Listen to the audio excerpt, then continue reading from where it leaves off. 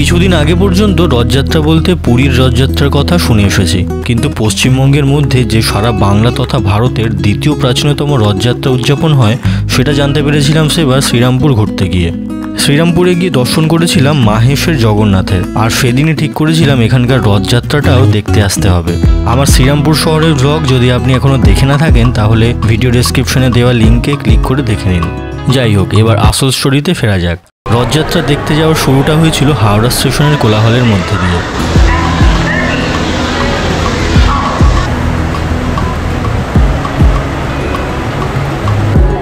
পরপর দুটো হাওড়া ব্যান্ডেল লোকালকে ছেড়ে দিয়ে দুপুর 2:10 তারকেশ্বর লোকালের জন্য ওয়েট করছিলাম। তার কারণ আজ আমার এই যাত্রার সঙ্গী অর্পণ। সেই মেদিনীপুর থেকে আসার জন্য একটু দেরি হলো। ট্রেন যথাসময় প্ল্যাটফর্ম ছাড়তেই শুরু হয়ে গেল বৃষ্টি। বৃষ্টিকে পরোয়া না করেই ট্রেন গড়গড়িয়ে চলল শ্রীরামপুরের দিকে।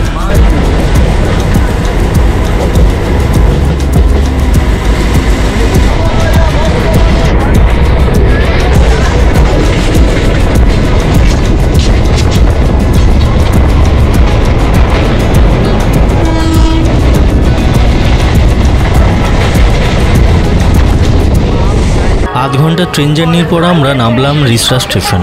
মাহেশ জগন্নাথ মন্দির শ্রীরামপুর অথবা রিসরা দুটো জায়গা দিয়েই যাওয়া যায়।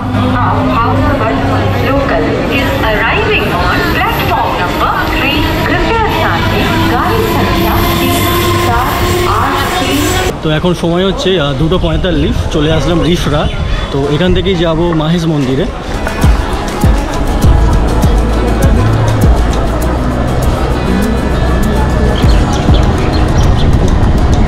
ভেবেছিলাম শ্রীরামপুর যাব, কিন্তু তারপর দেখলাম যে এখান মানে রিসরা থেকে মাহেশ মন্দিরটা একটু কাছে, তো সেই জন্য রিসরাতেই নেমে পড়লাম। তো এবার যাওয়া যাক টোটো স্ট্যান্ডে। 20 টাকা দিয়ে টোটোয় চেপে এবার চলেছি আজকের ডেস্টিনেশনে। তো টোটো থেকে নেবে এবার হাঁটা পথে যাচ্ছি মন্দিরে। আর এই মন্দিরে যাওয়ার সামনের যে রাস্তাটা আজকে কিন্তু পুরো ফাঁকা করে দিয়েছে, এখান থেকেই রথটা যাবে।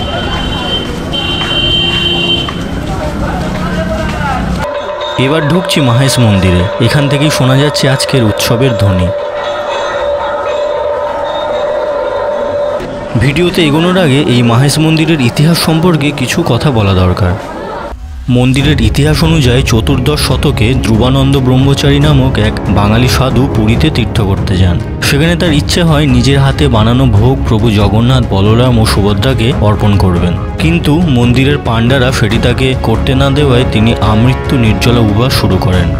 প্রভু জগন্নাথ তার এই ভক্তিতে প্রসন্ন হয়ে তাকে স্বপ্নাদেশ দেন ভাগীরথী নদীর তীরে মাহেশ নামক জায়গায় তাকে ফিরে যেতে এবং তার পাঠানো নিমকাঠ দিয়ে মূর্তি বানিয়ে তাকে সেখানে প্রতিষ্ঠা করতে। কিছু সময়ের পর এক প্রবল বর্ষায় ধ্রুবানন্দ ব্রহ্মচারী নদী থেকে প্রভুর আদেশ মতোই নিমকাঠ পায় এবং তা দিয়ে প্রভুর মূর্তি বানিয়ে তাকে সেখানে প্রতিষ্ঠা করেন। শ্রী চৈতন্যদেব পুরীতে যাওয়ার সময় এই মাহেশ মন্দিরে পা রেখেছিলেন। বর্তমানে মন্দিরটি মাহেশ মন্দিরের দ্বিতীয় সংস্করণ। প্রথম মন্দিরটি আনুমানিক 253 বছর আগে হুগলি নদীর পাড় ভাঙনের ফলে সেটিকে সরিয়ে এনে বর্তমান জায়গাতে স্থাপন করা হয়। যাই হোক, এবার মেন ভিডিওতে ফিরে আসা যাক।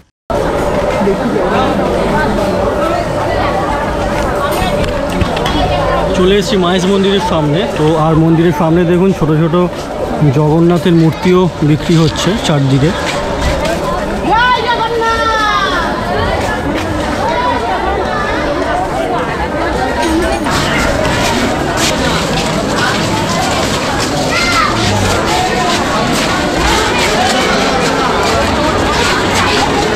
আজকে এই রথের দিনে মন্দিরে মানুষের জনজোয়ার।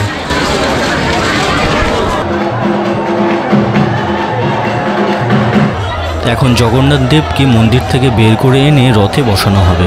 বলরাম আর সুভদ্রাকে অলরেডি রথে বসানো হয়ে গেছে, আর এখন পালা জগন্নাথ দেবের।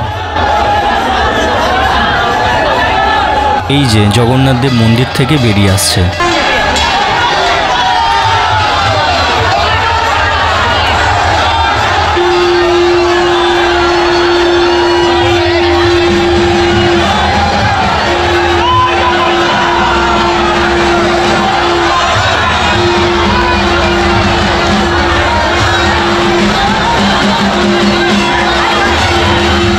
গায়ে কম্বল জড়ানো আছে যাতে কোথাও লেগে আঘাত না পায়।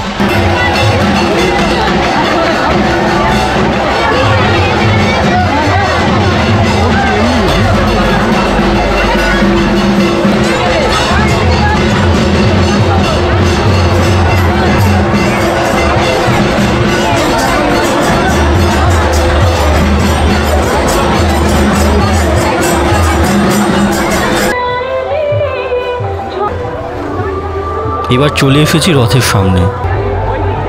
এই হলো মাহেশ রথ, আর চারদিকে পুলিশ প্রশাসনের কড়া পাহারা। এখানে আজকে ভিড়টা দেখুন, চারিদিকে মানুষ ঠিক ঠিক করছে। হাজার হাজার মানুষ আজ সমাবেত হয়েছে এই রথযাত্রা উপভোগ করার জন্য।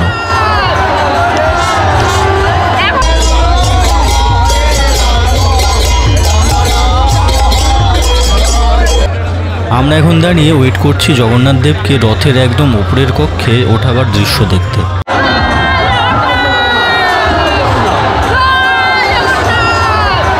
জগন্নাথ দেবকে এক ধাপ করে ওপরের কক্ষে ওঠানো হচ্ছে।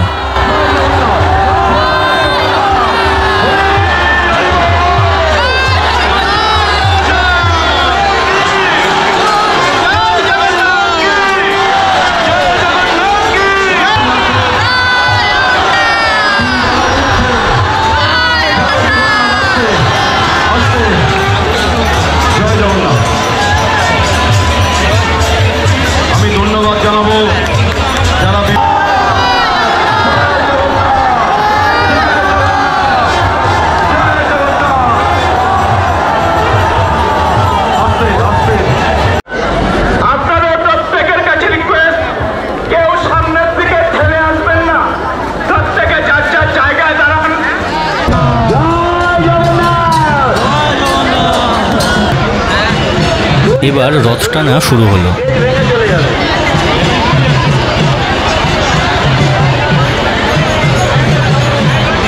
এবারে মাহেশে মানুষের ভিড় অত্যাধিক হওয়ায় রথ টানতেও একটু সমস্যা হচ্ছে। যাই হোক, অনেক দিনের ইচ্ছা ছিল এই ভব্য মাহেশ রথযাত্রা দেখার, আজ তা পূরণ হলো।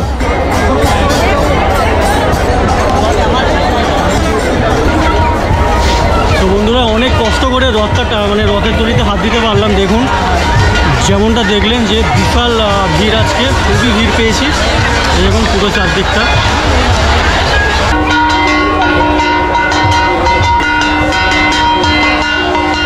রথযাত্রা উপভোগ করে কিছু খাবো না তা কখনো হয়, তাই এক প্লেট ঘুগনি হাতে তুলে নিলাম। এবার রথের মেলাটা দেখে ভিডিওটা শেষ করব।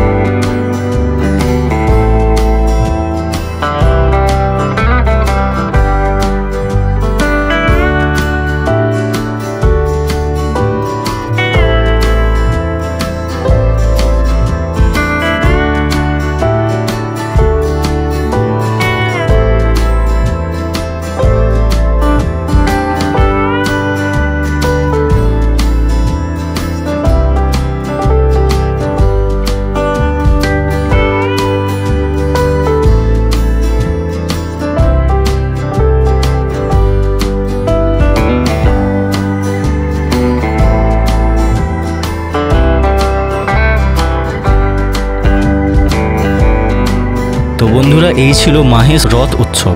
আপনারা যদি এখনও এখানে না গিয়ে থাকেন তাহলে পরের বছরের প্ল্যানটা এখন থেকেই করে রাখুন। ভিডিওটা ভালো লাগলে লাইকের পাশাপাশি শেয়ার করে দিন পরিচিতদের মধ্যে, আর কমেন্ট করে জানান নেক্সট কোন উৎসব বা কোন জায়গার ভিডিও দেখতে চান।